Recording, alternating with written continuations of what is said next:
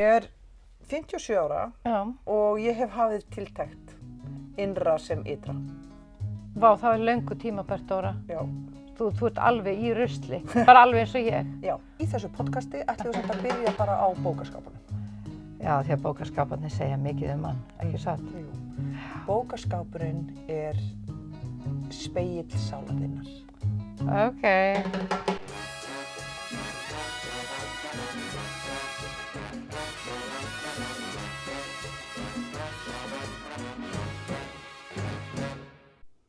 Ég er búin að kveikja. Ok. Dóra, Já. ég ætla að byrja á því að bjóða þér að draga spil. Jups. Hvernig spil? Þannig að Kuan Yin spilin. Já, Kuan þau eru Yin, geggjuð. já.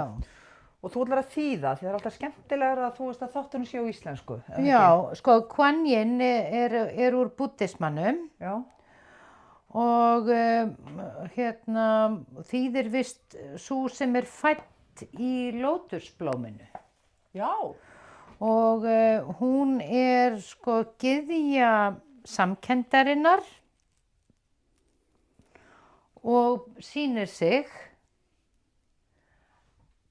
þegar að einhver þarf á henni að halda. Ok, þannig að við gerum ráð fyrir að ég þurfi á henni að halda núna. Henni Kuan Yin. Já, ég meina, Aumur er sá maður sem tilur sig ekki þurfa að reyna að halda. Já, það er mitt. Ha? Kuan Yin. Og ég bara stokka og vel með spil. Þú stokkar á velið spil og ég verða að ná mér í teppi svo. Hvað hrollur í þér? Já, hrollur í mér. Guð minn almáttugur, Halldór, ég voni ég sé ekki að verða veik. Það væri svo agalegt, Halldór, ef ég yrði veik. Já, núna. Það væri svo agalegt þegar ég yrði veik núna. Núna, þegar ég ætlaði að vera svo hraust. Já. Þá væri svo leiðilegt ég yrði veik. Já, núna. Núna. Ok. Halló Kuan Yin. Kuan Yin, já. Það velja hérna eitt. Sem á ég... Gyðja samkenndarinnar. Og hún sýnir sig þegar maður þarf á hann að halda. En ég vil að þú spyrja hana spurninga. Ég vil að þú spyrja hana dálítið persónlegra spurningar. Jafnvel þótt að við séum hér í opinberum podcast-þætti. Já. En þú þarft ekki að orða spurninguna þannig að hún gefi mikið upp um þig. En hafði hana persónlega enga síður, skilurðu mig? Já. Þannig að þú fáir eitthvað út úr þessu í alvöru.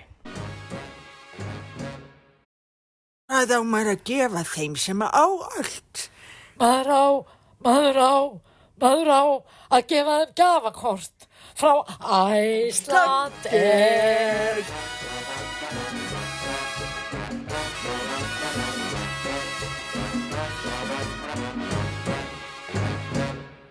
Kuan Yin, viltu sýna mér hvað af visku þinni ég á að taka með mér til þess að nálgast draumaverkefnin mín?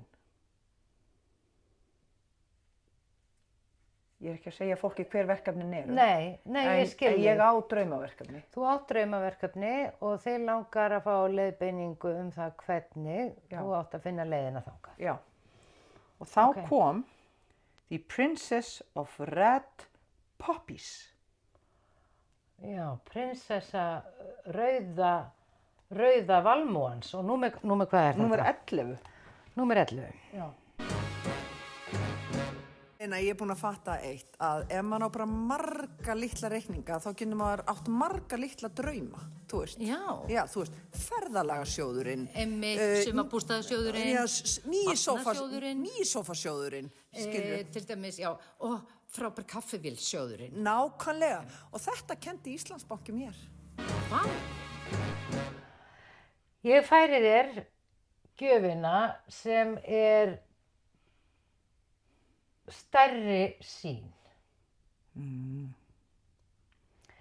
Að þú getur séð í gegnum fortíð, nútíð og framtíð á skýrari hátt. Þegar þú ferð að sjá hærri sannleikan, hinn hæsta sannleika, þá muntu upplifa það að geta dregið andan rólegar, finnur innri frið og hvatningu til að gera nýja hluti. Inspiration. Leyfðu mér að hjálpa þér að skilja fortíðina eftir, finna gleðina í núinu og að opna fyrir hinna fögru framtíð sem bíður þín. Þó að þér finnist erfitt að losa þig undan því sem einu sinni var, verður þá vissum að allt það vald sem að fortíðin, allt það vald og það tangarhald sem fortíðin hafði á þér, endar núna. Þó að þú munir ennþá upplifa minningar og minnast hluta, bæði gleðilegra og sársaukafulla, þá hið tilfinningalega vald sem að minningarnar höfðu á þér að leysast upp. Þú átt að vera að setja niður ólík fræ núna. Þannig að öðruvísi veruleikar geti orðið til í framtíðinni. Þess vegna þarftu að losa þig við allt sem hefur einhverja svona krækjur í þér og alla hræðslu sem var með þér í fortíðinni. Þigðu gjöfina að vera frjáls. Segir hann þetta? Já. You must accept a gift of release. Vá. Nú tíminn til þess að ganga frá fortíðinni og stíga inn í lífið sem ný manneskja. Við erum auðvitað alltaf nýjar og nýjar versjónir á okkur sjálfum á hverjum einasta degi, skilur ég. Ný framtíð er möguleg fyrir þig. Og það er ekki bara í einhverju óljósri, fjarlægri framtíð. Þinn nýju veruleiki hefur nú þegar byrjað og er orðin að veruleika. Treyst á innsæið, allar þær upplýsingar sem þú færði gegnum drauma, innsæi, symbol og merki sem á einhvern nátt tala til þín á djúpum tilfinningalegum level. Þú þarft ekki vera hrædd eða vera með neitt viðnám, þó að hæfileikar þínir til þess að skynja og skilja séu mjög hratt að stækka. Þú veist, innsæið þitt er að stækka mjög hratt og allt þetta, þú ert bara að hækka í tíðni, þú ert að uppljómast. Halldóra, uppljómast! Komið og fylgist með Halldóru Geirharðsdóttur uppljómast. Veistu það, bráðum verður það þannig, Halldóra. Geirharðsdóttir. Halldóra Geirharðsdóttir, að þú þarft ekki að kveikja ljós heima hjá þér, þú ert svo uppljómuð að rafmagnskostnaðurinn á heimili ykkar Nikulásar verður bara í núlli, vegna þess að bara með tilveruðinni og þinni uppljómun myndu lýsa upp ekki bara heimilið, heldur nærliggjandi byggðir. Já. Horfðu á mig. Já. Finnst þér ég ekki sæt? Jú, finnst þú mjög sæt. Veistu það, og ég er sætari eftir ég fékk mér gleraugu, finnst mér. En ég held að sé eitthvað með að ég er svona búin að breyta ásýn minni. Þetta er svona, þú ert svona dýrari típan Finnst af þér ekki? Halldóru, þú ert Já. með gleraugun. Já. Alveg, algjörlega, sko. Sjáðu gleraugun. Sjáðu gleraugun. Að trúðu á allar þær ólíku sýnir sem eru fullar af ást og tengjast framtíðinni. Og hérna kemur svo leið til þess hvernig þú átt að lækna eitthvað ef það er í imbalans, hvað þetta stendur, hvað þetta varðar. Ef þú þarft að klára eitthvað, gagnvart einhverjum manneski, einhverjum staði, einhverjum hlut, þá er sniðugt að nýta sér að öðlast lækningu með því að skrifa bréf sem þú ætlar ekki að senda, en sem þú notar til þess að setja niður á blað allar þær tilfinningar sem þú hefur gagnvart manneskju eða einhverju því sem gerðist í fortíðinni. Já, þetta eru 3 bréf sem ég þarf að skrifa.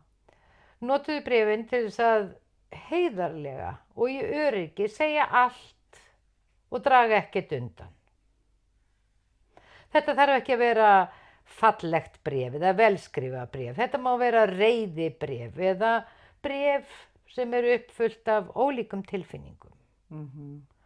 Þetta bréf á ekki að senda neinum og þú þarft ekki einu svona að geyma það. Því þú munt eyðileggja það, nema þú viljir endilega geyma það í fórum þínum. En nýttu tækifæri til að tjá þig án ritskoðunar. Jeps. Það er ekkert rétt eða rangt, þetta eru bara tilfinningar. Ef þú ákveður að skrifa bréf, gerðu það þá núna. Og þegar þú ert búin að skrifa, getum við sagt Kwan-Yin að við erum heila að taka upp þátt. Það er dálítið óþægilegt að þú stoppar núna. Núna ekki skrifa bréfin. Getur ekki gert það að við erum búin að taka upp þátt. Já. En allavega, ef þú ákveður að skrifa bréf, gerðu það strax og þegar þú ert búin að skrifa það, farðu þá með eftirfarandi bæn. Úps. Sko fyrir alla sem er að hlusta, þetta spil er náttúrulega fyrir þá líka, sko. Að sjálfsögðu. Já, það eru allir á sama stað, sko. Já. Ef þú ákveður að skrifa ekki bréfið, sem er hluti af þessari heilun, þá getur þú líka farið einfallega með þessa bæn. Og hún er svona. Ég bið Kwan-Yin sem elskar mig skilyrðislaust. Hjálpaði mig að losa undan ánauð fortíðarinnar.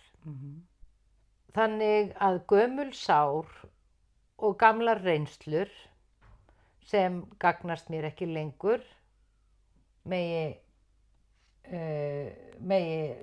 megi sleppa tökunum á þeim. Leyfðu mér að horfa í gegnum augað í hjarta mínu, að sjá raunverulega og of ást, hversu mjög það mun hjálpa mér að semja frið við fortíðina, en jafnframt verða mér hvatning inn í framtíðina. Af eigin ramleik og mínum frjálsa vilja og með þinni guðlegu hjálp megi það verða svo. Dóra, ég ætlaði að bjóða þér te, en þú fær kaffi. Af því ég er með rúbínkaffi. Auðvitað, þetta rauða. Já. Þetta rauða ertu með það fyrir mig. Rúbín. Ég hef verið að hugsa svolítið þetta. Sko, þessi fortíðarþrá í manneskjunni.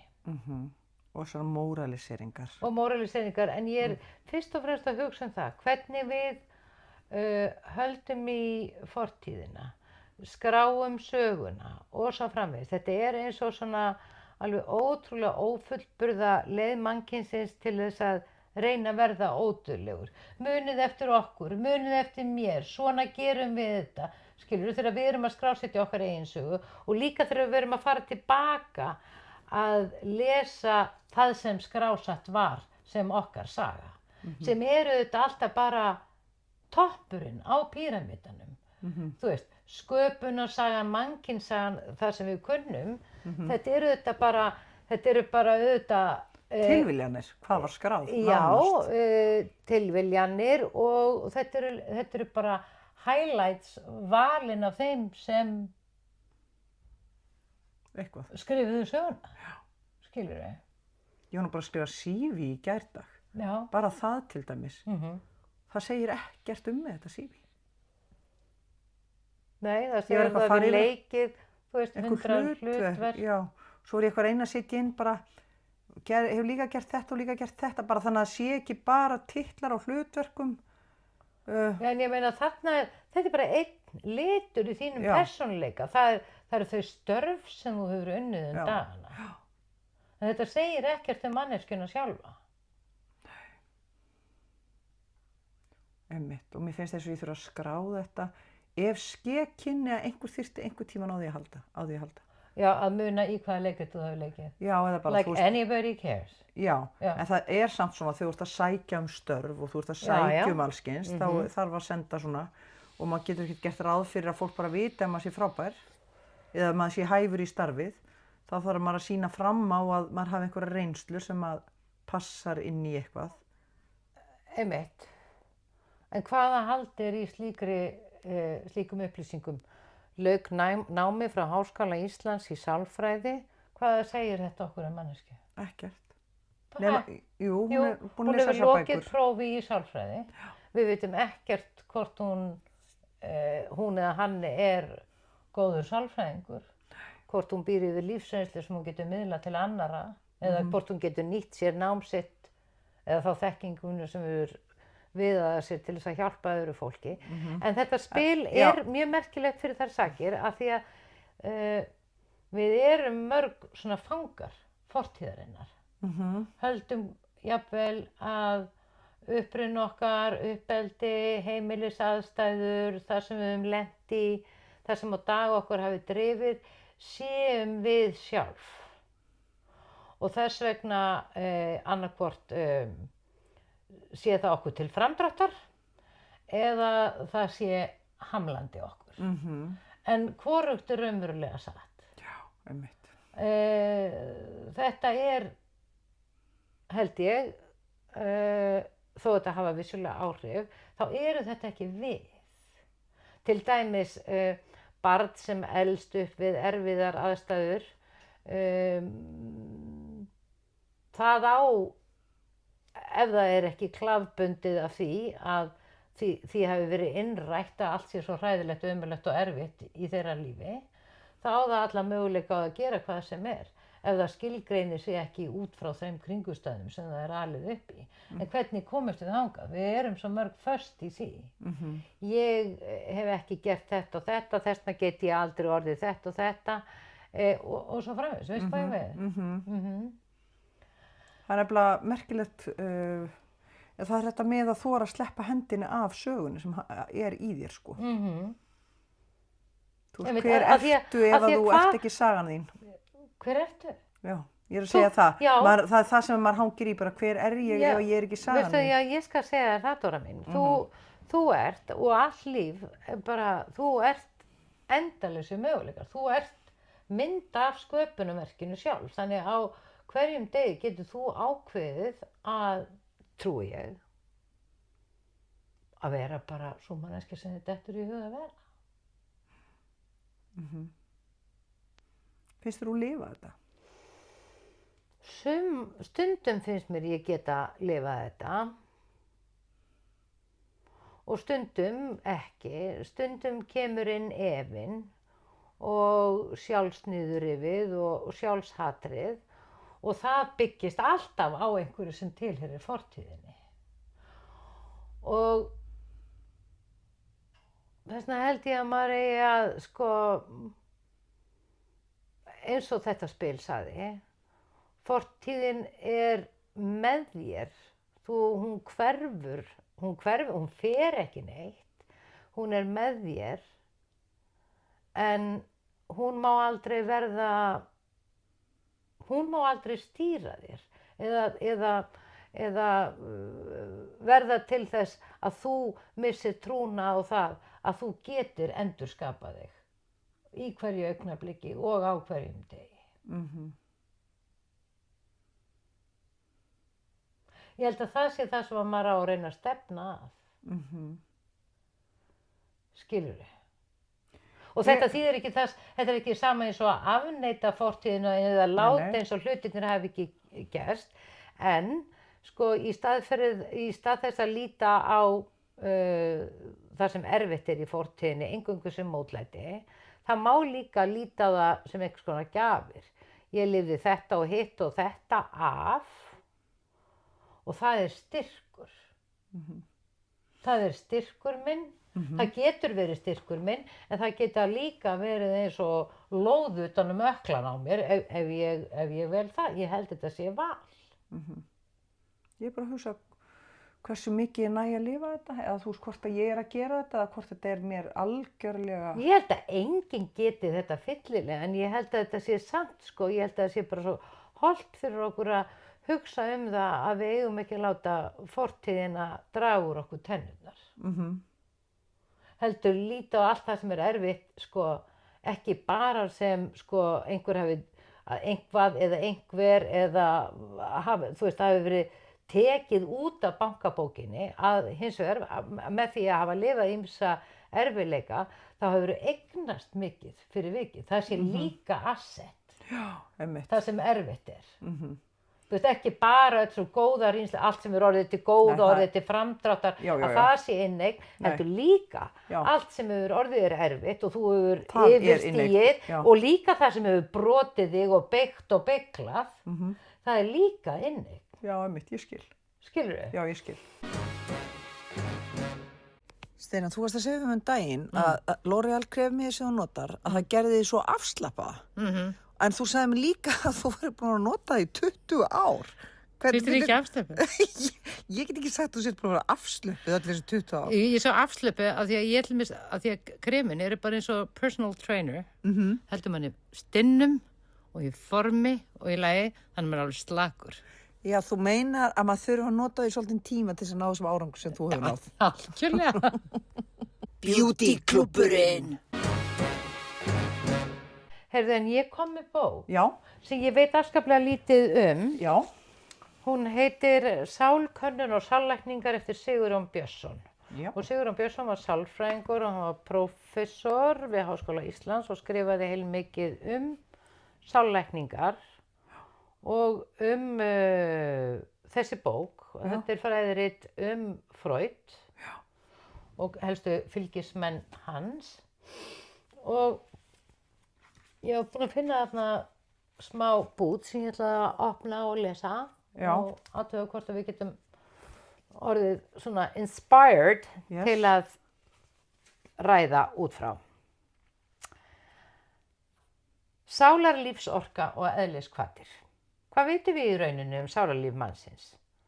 Við vitum ekki hvar því búinn staður.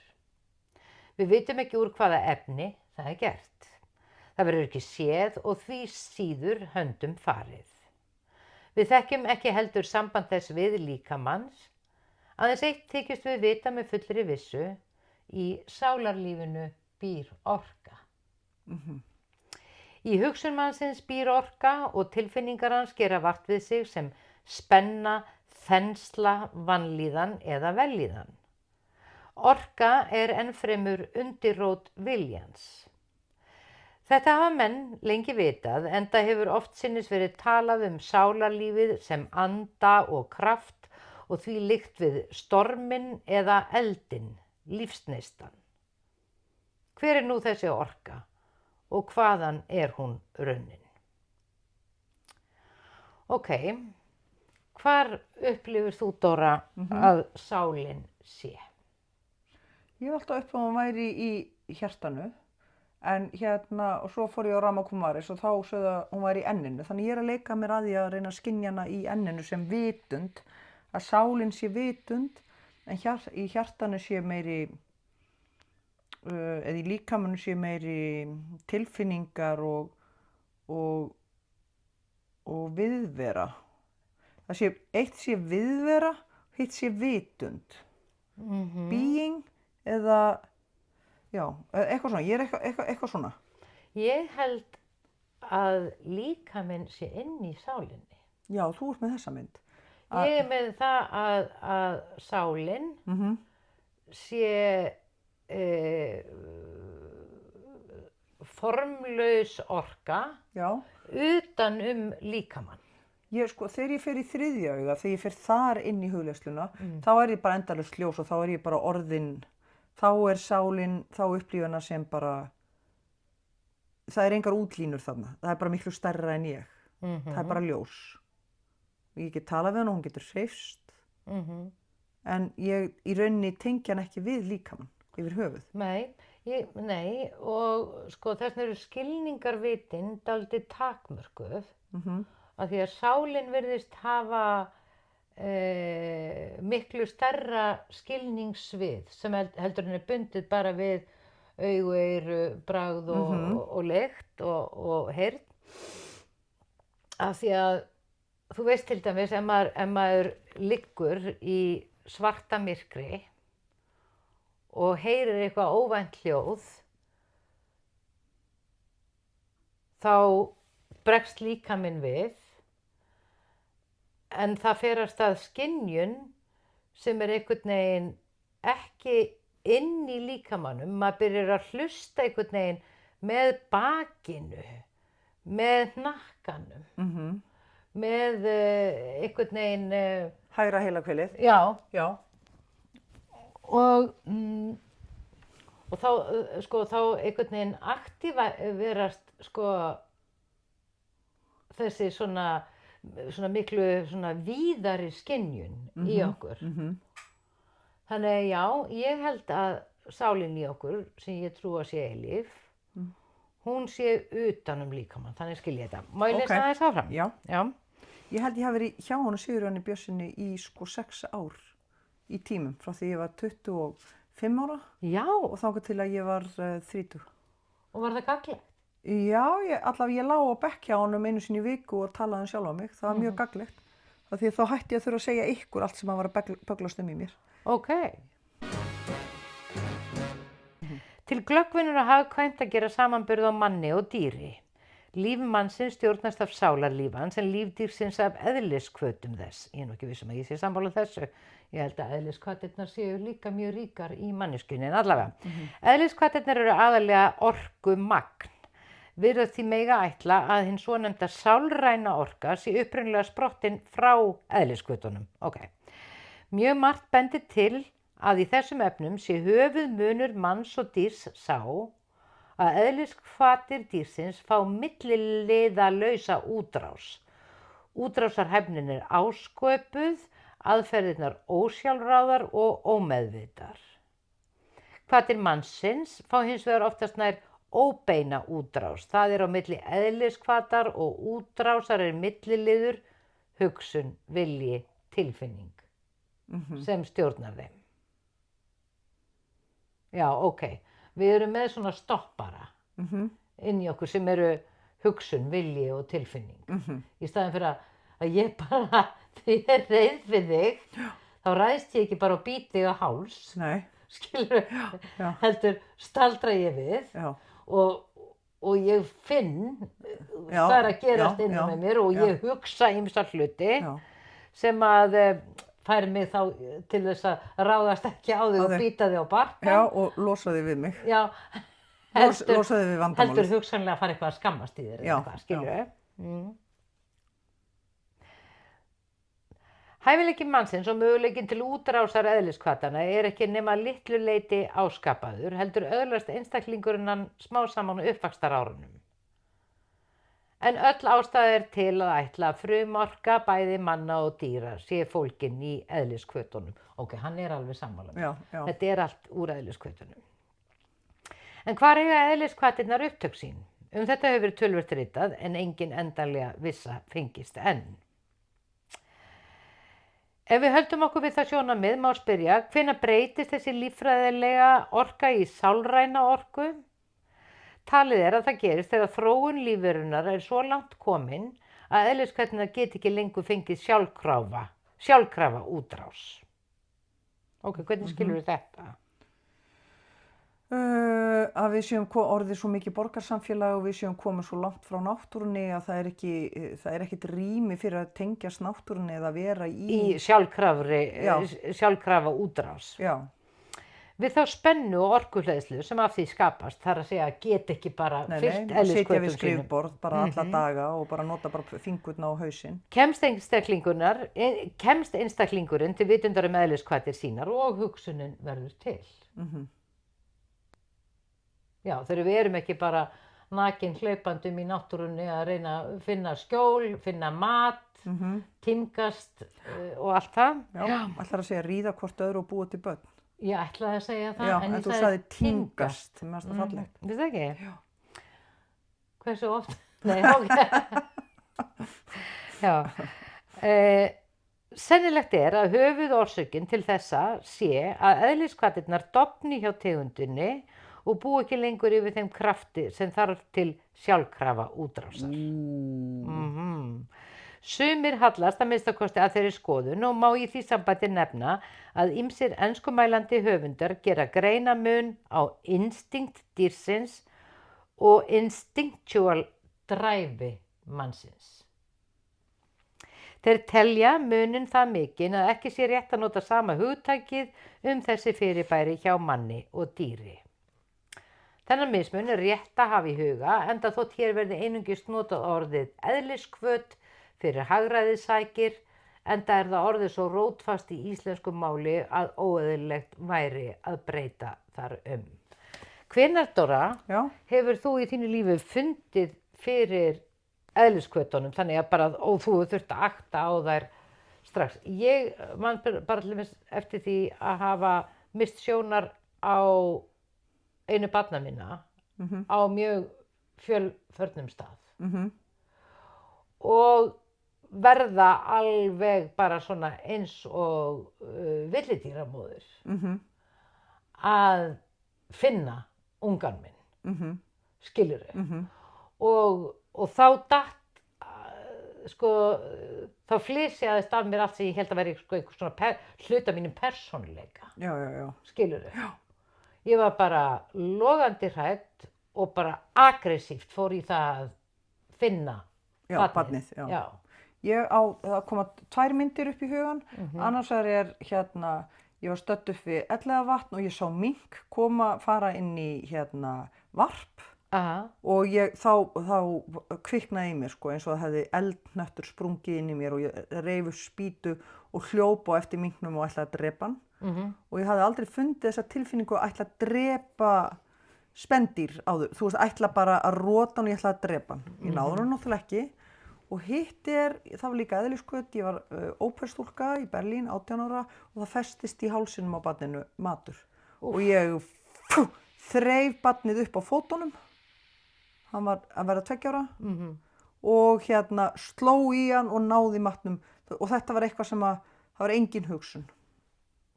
Væri skemmtilegra að vera til í samfélagum þar sem að fólk hagaði sig meira? Svona? Nei, bara út úr eðliskvötunni, væri ekki alltaf einhvern veginn, væri ekki alltaf að setja upp þessar borgaralegu girðingar á hegðun sína. Talaði hreinna út, segði það sem þið fyndist, léti óánægju sína í ljós þegar það sæi, þegar því væri misboðið, og þá er ég ekki að tala einhverju svona egocentrísku plani, heldur bara, þú veist, þegar að fólk virkilega sér að hér þarf að grípa í taumana. Já, en ég held að dagurinn væri rosa mikið í svona rauðum málningarslettum en ekki í fínlegum svona mandölum, skilurðu. Það var bara svona þannig að það væri aldrei svona nærandi, hlýjandi samskipti þar sem að þér óhætt að opna þig. Þú ert alltaf bara í reaction. Þú sér nú hvernig ljón látað ungunum sínum, þau alveg góðar stundir líka. Jafnvel þau séu svona tengd eðliskvöt sinni. Já, þau eru alveg að dúlla sér sko og leika sér og svoleiðis og það er mikið hlýja í því. Ef við leyfðum eðliskvötuna... Ég myndi til dæmis ekki nenn á kaffihúsi ef allir væri í þessum ham. Má ég sjá hvernig sérðu það fyrir þér? Það er bara, ég er bara ekki sammála því að sá sem að koma 4 mínútum undan mér eigi endilega að fá kaffið á undan mér. Því að ég er þyrstari en hann. Ég þarf meira á kaffinu að halda en hann. Þessi manneskja, hún er búin að drekka 3 bjölla hingandi og því að ég skil ekki með þennan mann sem kemur hér að ég kem hér alla daga. Þetta er staðurinn minn, þetta er heimil mitt. Hér líður mér vel. Þetta kaffihús er mitt kaffihús. Þetta er svona... Það er meira egocentrist. Já, þetta er svona egocentrist. Ég er meira svona að tala að koma bara inn í melabúðuna og byrja bara að borða. Já, þú meinar þannig. Já, ok, bara, ekki tjáning, heldur meira bara að þá bara lappin á kaffihúsi og bara fara aftur fyrir skengin, búa sér til kaffi og taka sér rúnstykki. Og þú sæir einhvern sætan mann, þú gengir bara á honum og kystir hann. Já, bara. Og sæir lítið barn, tækir upp og knúsaðir það. Já. Skilurðu? Já, ok. Þetta væri öllu skemmtilegra. Þetta væri öllu skemmtilegra. Já, þetta væri mjög skemmtilegt. Einmitt vera bara í Hagkaup, labba bara inn í Hagkaup og byrja svo bara byrja svo bara að borða allt sem að mann langar í. En maður þannig, Opna hérna krukkurnar og maður fer í búsvaldadeildina, sér hníf, smýr sér eitthvað gott keks.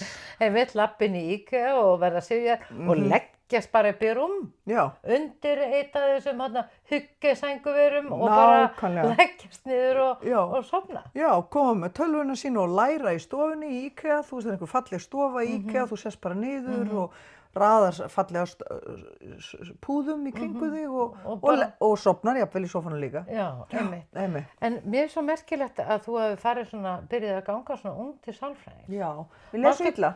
Já. Mér leið svo illa, þetta var þegar ég var í leiklistaskólanum og það var bara þetta þriðja haustið mitt og ég byrjaði og ég fór á hliðina bara við það að sjá stundatöfluna mína.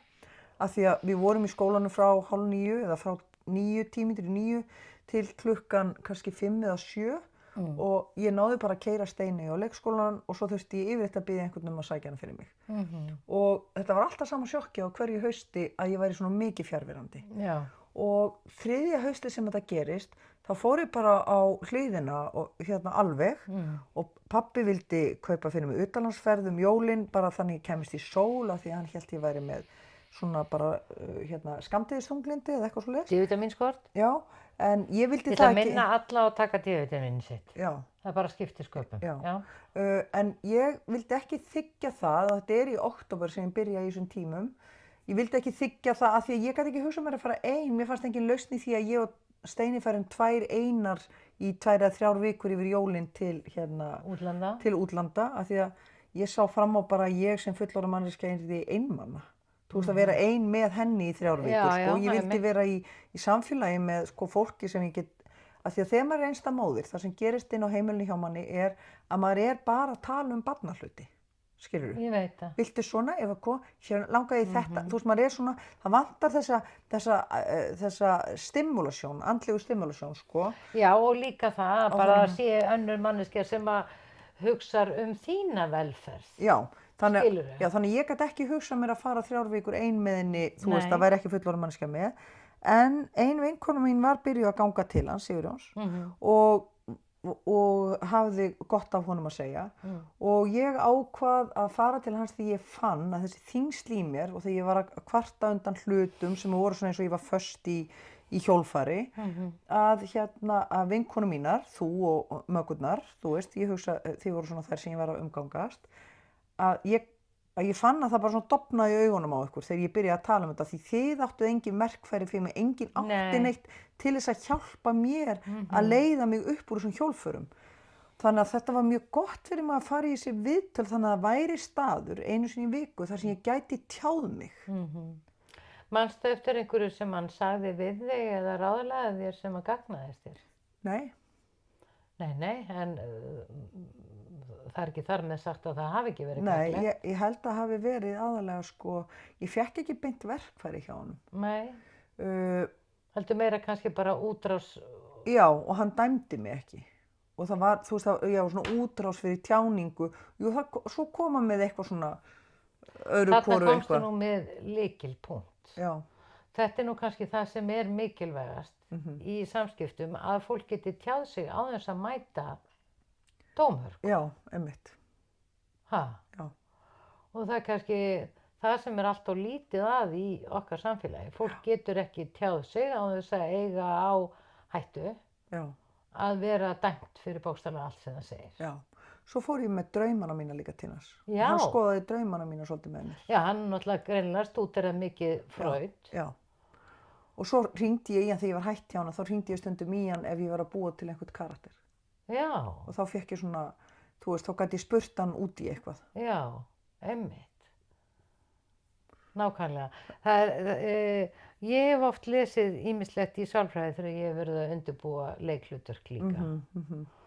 Og einu sinni fór ég og spjallaði lengi við hann Ólaf Örn Ævarsson sálfræðing út af hlutverki sem ég var að æfa og spurði hann alveg í þaula út í þunglindi ungra kvenna. Það var þannig að þeir vorum að leika leikritið hennar Hrafnhildar Hagalín Hægan Elektra sem fjallaði mæðgur, svona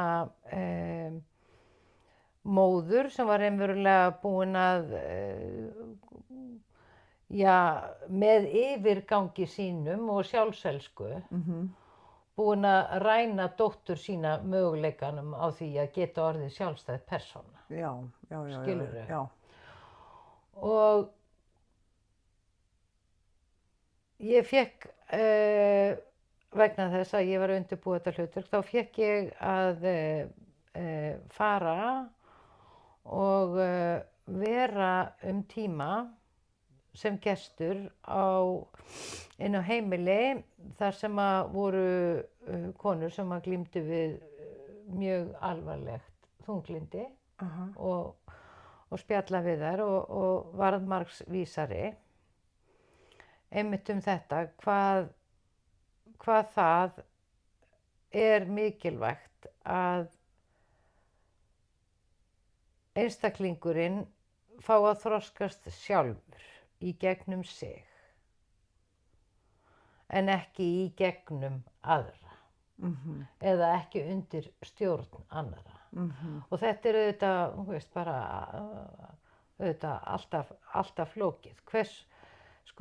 Við viljum að börnin okkar verði sjálfstæð en það er alltaf ákveðin hætta að við gerum þau á einhvern hátt háð okkur þannig að það verði þeim síðan meir fjötur fót. Já, og við höfum skoðun á því hvaða leið þau eiga að ganga til þess að verða sjálfstæð, en það er kannski bara alls ekki leiðin sem að sál þeirra eða þeirra vitund vill ganga eða komin til að ganga. Það er nú svona eitt sem að maður þarf... Eitt er mér mjög minnistætt úr því, það var ung kona, hún var bara svona jafnaldra mín og móðir hennar hafði ómeðvitað einhvern veginn haft af henni öll vinatengsl. Með því að mamman gerðist svo góður vinur allra vina hennar. Já.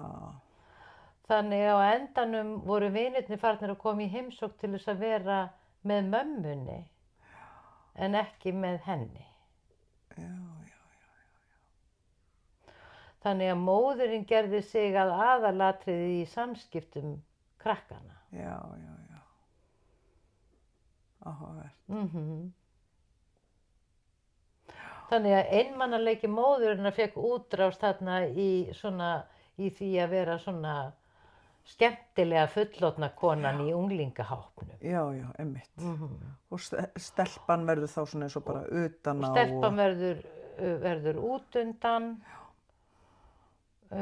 sér það að allir sækja frekar í mömmuna, frekar en hana og hún satt einhvern veginn eftir. Og upplifði það að hún ætti ekki væntumþykju, virðingu eða félagsskap skilið sjálf. Já, einmitt. Skilurðu, sem keyrði hana svo niður í mjög djúpt þunglyndi, Bjóða þetta til, heldurðu þá samkeppni í milli eða var til svona mæðgna samkeppnissamband eða þú varst kannski ekki að skoða það? Nei, ég var ekki ég heldur bara einhvern veginn hvernig hún misti tiltrú á sitt eigið sjálf af því að móðurinn var svona overpowering í samskiptum. Skilurðu? Heldurðu að við séum svona overpowering mömmur? Ég held alveg á tímabilum höfum við verið það, ekki svona. En ég meina, ég held að það hafi oft verið erfitt að vera dætur okkar eða börn okkar. Ég held það líka, sérstaklega þegar við vorum yngri, Já. Þú veist, að því að við heldum, maður var náttúrulega, þegar maður var yngri, maður var að reyna að koma í veg fyrir sársauka barnanna, en áttaði sig ekki á að það er allt í lagi að fara í gegnum sársauka. Og það er bara eitthvað sem að er svo nýlega komið inn í vitund mín að það er allt í lagi að fara í gegnum sársauka. Já, það er náttúrulega bara það sem við höfum verið að fatta á undanförnum árum. Já, og það er svolítið leiðilegt að fatta svona seint. Ég held að... Eða kannski er það ekki hægt að fatta það fyrir, ég veit það ekki. Nei, ég held að þetta bara fylgir því að vera miðaldra. Allt í einu er eins og, þú veist, hvað ég var að segja... Dregið frá. Já, klúturinn er tekinn af augunum og maður byrjar allt í einu að sjá þetta. það er gjöfin sem að felst í því að eldast. Skilurðu? Að maður fattar allt í einu að sársaukin er bara órjúmanlegur hluti af þessu öllu saman og það er bara eins gott fyrir manna að taka sársaukan í fangið bara með jafn mikil forvitni og gleði eins og það sem ánægilegt er. Ég kom í fyrsta tíma. Mér langar svolítið að þú leggist hérna aðeins hérna aftur á bak. Eins og ég sé tíma. Já, eins og sett svona Já. í svona sálfræðitíma. Já. Ég ætla ekki að fara að leika Sigurjón Björnsson. Nei. Gæti ég leikja það? Já. Góðan daginn, Halldóra, og velkomin. Velkomin. Hvað segirðu gott í dag? Ég sé gott. Mér var bent á að koma hérna til þín af því að ég er svona, mér líður ekkert allt og vel. Það er svona margar hugsanir sem eru að þvælast í mér. Hverjar eru það helstar? Og svo fór ég bara að tala um það, allt ruglið sem var á mér, sko. Hérna. Nei, sko, ekki vera að hugsa um þig þá.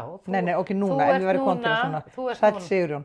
Heyrðu, gaman að hitta þig núna, hérna, 30 árum seinna. Já, 31 árum seinna. velkomin Halldóra. Já.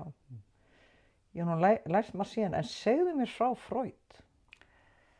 Já, hvað viltu fara? Djúpt, eða hvað vil ég vita? Já.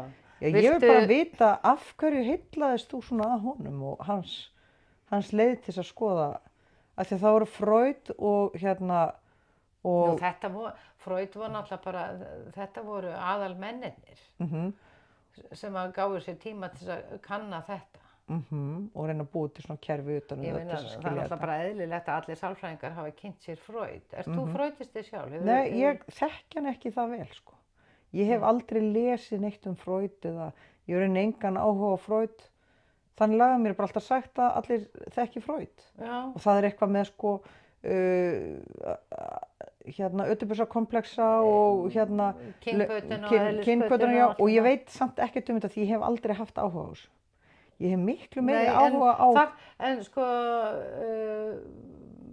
Halldóra, heldur þú að þú verður eitthvað verri manneskja þó þú kynnir þér ekki Freud? Nei, ég ætla ekki að kynna mér hann, sko. Nei. En mér finnst Jung meira spennandi. Já. Af því hann er með svona erkitýpur, það er bara meiri fantasi og meiri guðdómur í því. Já, miklu meiri svona spiritualismi. Já. Já. Og að ég hef hitt fólk sem eru svona sérfræðingar í Jung og það finnst mér brjálæðislega skemmtilegt samtal. Já. Ég veit um eitt sem við fáum þegar við byrjum með hérna áskriftina og þá ætlum við að fá fólk til að koma með bækur. Já. Ég veit um svona einn Jung sérfræðing sem við fáum í eitt þáttinn. Og það er spennandi. Já, núna mann ég það, sko. En ég ætlum alltaf að biðja þig að hætta að masa. Þú ert hérna komin á bekkinn. Nú ætlum ég að leggja höndina hérna. Má ég leggja höndina? Nei, veistu hvað hann myndi gera? Hann myndi láta mig sitja hendina fyrst og leggur hann hendina ofan á mína hendi. Já, hann segir það. Nei, hann snerti mig aldrei. Nei, þetta ekki. Þessi nútíma sálfræðingur Já, myndi nú gera ætlum ég að leggja höndina á sólarplexus. Og ég legg mína hönd hérna á hana. Nú ætlum ég að loka augunum og segja ég Halldóra Geirharðsdóttir er alveg eins og ég á að vera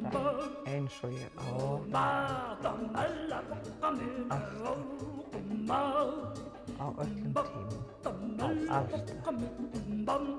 Takk fyrir tíma. Já, takk fyrir mig. Já, og ég held að þessi þáttur sé búinn. Það er ekki líka, ég held að það sé bara komin. Mér finnst nú, ég ætla ekki að rukka þið fyrir svo sálgreiningu. Nei, en ef við ekki bara hafa svona einhvers konar orkuskipti, ég þá kannski transmiðla eitthvað fyrir þig. Í næsta þætti. Já.